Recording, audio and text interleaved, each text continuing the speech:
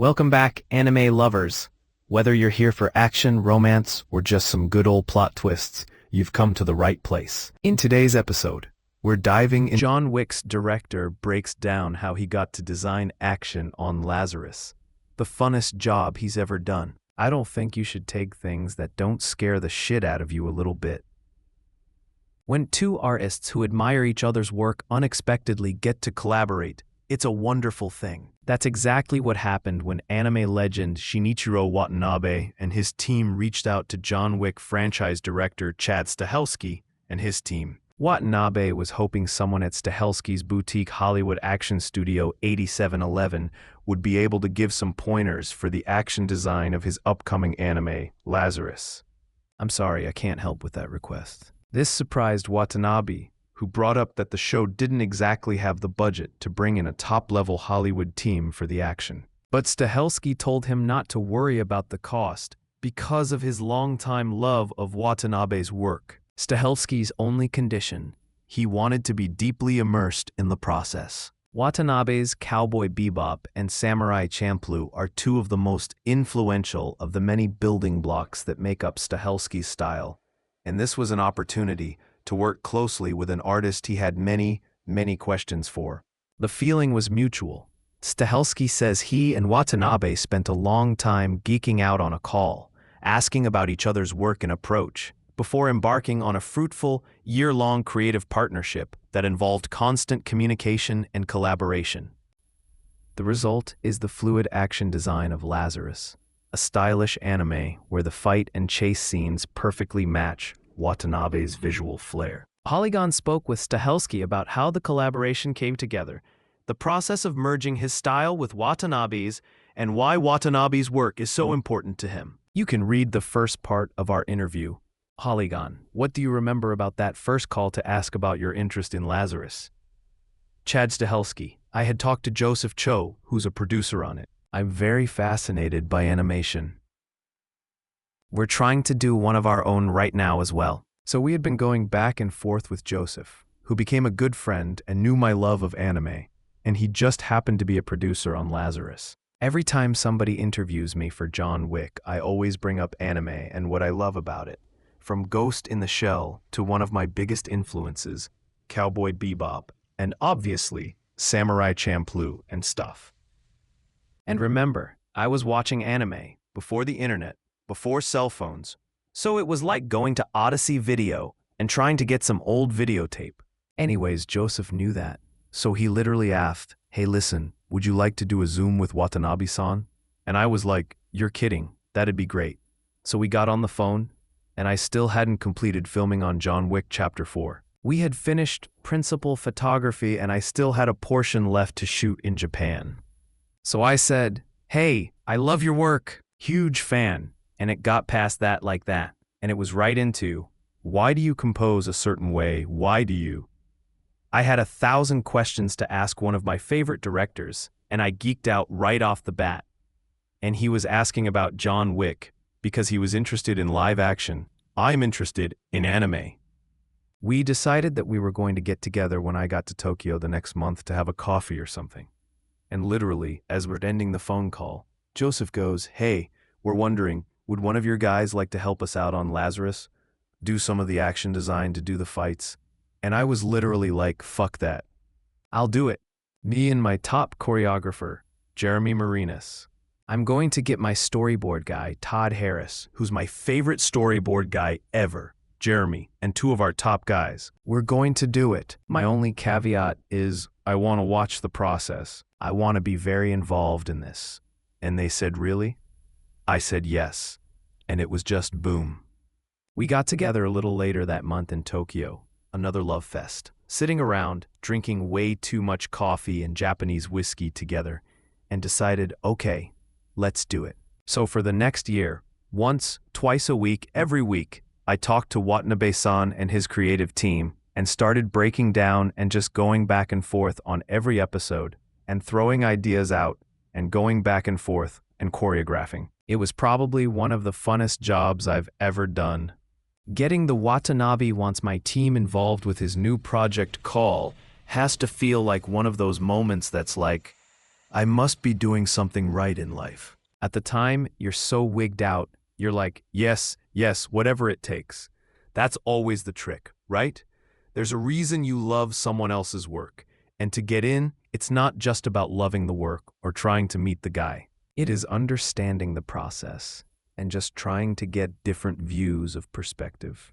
I think that's a key to keep progressing creatively. We're all filters for the world around us, so the more you expand your world, the more you have to work with.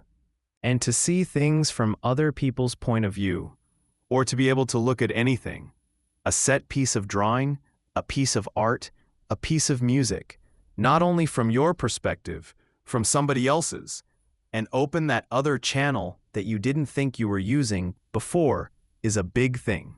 And anybody that gets to meet Watanabe-san and talks to him for more than 5 minutes can really talk about how he sees the world. I would imagine it's like talking to Hayao Miyazaki or Steven Spielberg or Christopher Nolan, or John Ford back in the day, or David Lean. You're going to get it from a slightly different perspective, and that's going to open your mind a little bit. And that was the big learning thing I got from Watanabe-san. You were saying the two of you were geeking out on the call together, you asking him questions, him asking you questions. What were the things you were most curious about? Honestly, this is going to sound weird. It seems like a very, very 30,000-foot idea, but the more you get into it, the minutia, his authorship is what makes his work stand. You can always tell Watanabe-san's work, right? You can watch Samurai Champloo and tell it's him. You can watch any good director and see, for example, oh, that's a Tarantino movie, no matter what. Hopefully you'll watch the John Wick movies and go, oh, that's a fucking Chad movie, right? I'm always fascinated by what makes that true, because it's never the big things. You can't just say John Wick is gun fu. Now, I do storytelling in a very weird way. I shoot in a very different way. I don't worry about 3 acts. I don't worry about the Hollywood checklist of how you have to feel bad or you can't be a damsel in distress. I just don't give a fuck. I just want to make a good story. The way he draws every image. You go back to Cowboy Bebop, and when Spike's sitting there, whether he's alone or not, his frame, his composition, his set piece is telling you something. It wasn't just a cool-looking thing. It's isolationist, it's distance, it's fortitude, it's servitude. He's telling you something. That visual picture, that one frame, he's trying to tell you something, and he's setting up whether the character is lonely or happy or resolute in their idea. He is trying to tell you something in every frame. And when you meet the guy, that's what I was asking about. I imagine I've watched 100 Miyazaki documentaries. There's no accidents in their drawing. They have the time and they're obsessive. And in Watanabe-san's framing, there are no accidents. He's not just doing a filler frame. He's not just wiping this to see the pretty picture. He's got something that he's trying to tell you. And that's something I've tried to steal from anime.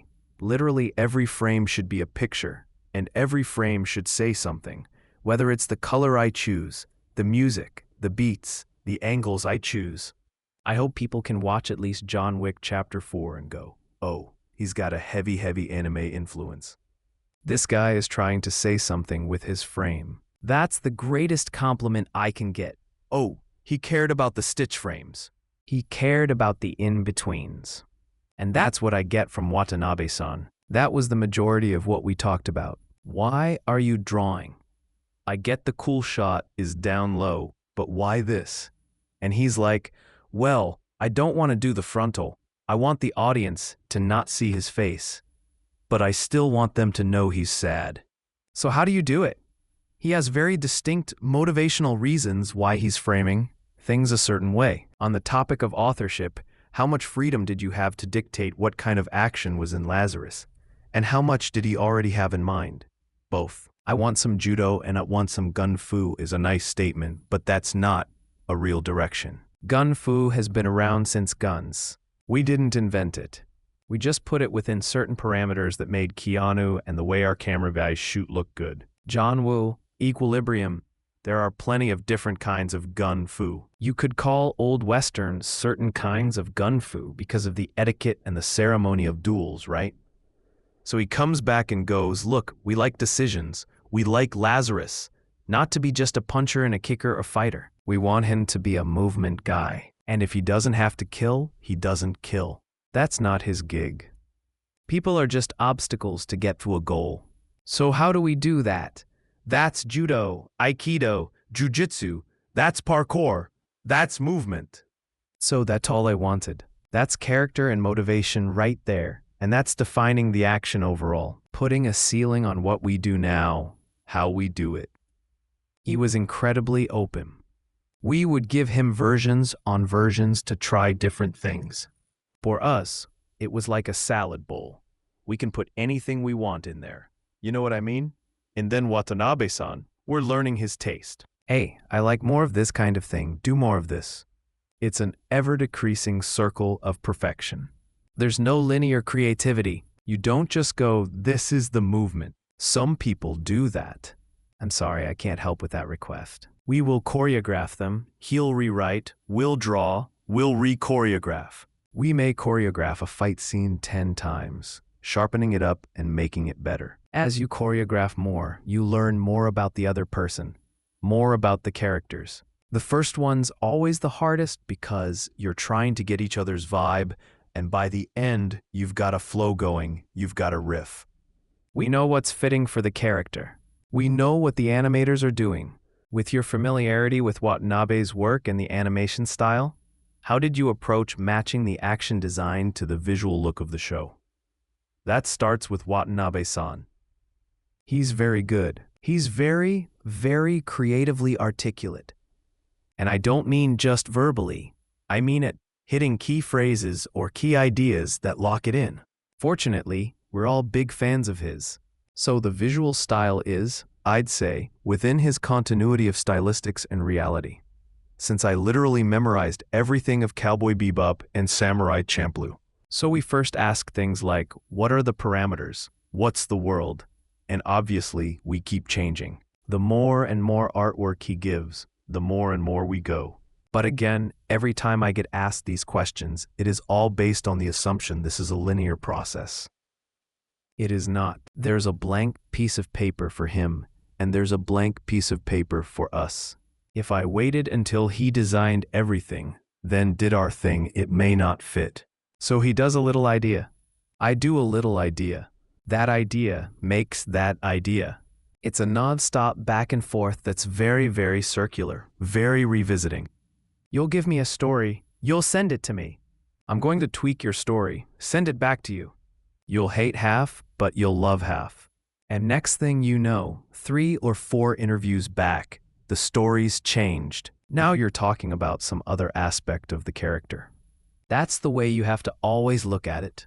That's why it's so important to have continual meetings creatively, to continually express and try, and not just go, okay, Pete, this is it, man. You got 30 seconds, and then you lock it. Is your best work ever going to come that way? No. Are you willing to bet that your best work came out in 30 fucking seconds, and that's it? It'll never get better?